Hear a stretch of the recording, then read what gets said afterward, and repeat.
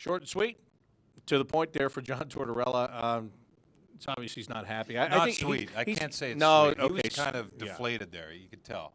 It's almost stunned is not the word, but it's almost like he's almost like I can't believe that we didn't play better against that team. Yeah, say I that? think missed opportunity is one thing. He's got expectations for players. Scott Hartnell scored that goal in a response, which was nice.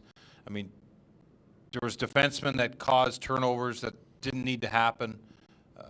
Gave turnovers. Just not enough team play, and you could sense that he's scratching his head as to why. And I guess shocked would be a good way to put it, because maybe not shocked at the result, but the way it happened. I think that he expects a lot from his group every night, and when coming into this game, you could sense he was going to accept the Washington loss as a blip and come in tonight and get 3 out of 4 and feel good about themselves. That's what he wants. And he uses the term hang their hat on something. And it just wasn't one of those games where it was desperation and 5 guys attacking at a time. I've got to ask you, right before Torch talked, you were saying that the Blue Jackets, sometimes you have to wait for your chances and you have to be patient. And Ryan Murray said that when I talked to him at the end of the second period. He said, we got to take our time. But when Johnny Gaudreau comes down and scores that goal that early in the third period, and Seth Jones said, well, we had a lot of time left. But I just thought it was the timing of the goal, the style of the goal. It was a sharpshooter goal. Did that perhaps get them to rush based upon Johnny Gaudreau scoring that goal? Now all of a sudden they speed up when they needed to slow down. Yeah, probably. I mean, when it's 2-2 going in the third, you prepare yourselves, and the coach and the leaders prepare the team for a late game. It's going to be it could be a late goal by us, but don't force it. Don't force the play, especially 2-2. If we get to overtime, shootout, whatever we got to do, but lock it down. Wait for your opportunity. And yeah, that kid can create out of nothing, and there's an example. He had, what do you have? 3 inches by 3 inch corner in the left side, short side of the net. You can try to put it in there with no goaltender in that space 10 times. Well, you and me, no, but him, he could probably hit it. If he hits it 5 out of 10 times, I'd be really impressed. Yeah. That was a heck of a shot by him. It deflates you a little bit, but still, you're still in the game. For that, you're still in the game, and I think that you're right though. When you get behind,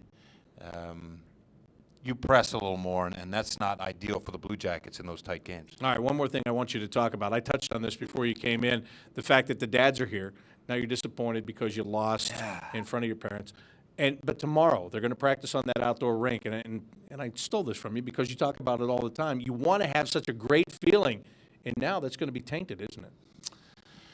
You know, Bob, after every game in the National Hockey League, I called my dad until I ended when I was 37 years old. It might be hard for people to believe, but it was the conversation that, I could have done more. Oh, you did fine.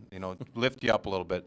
The dads are here, so sure, it's a tough loss, but each individual kid now is going to hear something positive, and the reality of the situation, and guys that made turnovers and feel down, they'll pick them up tomorrow morning.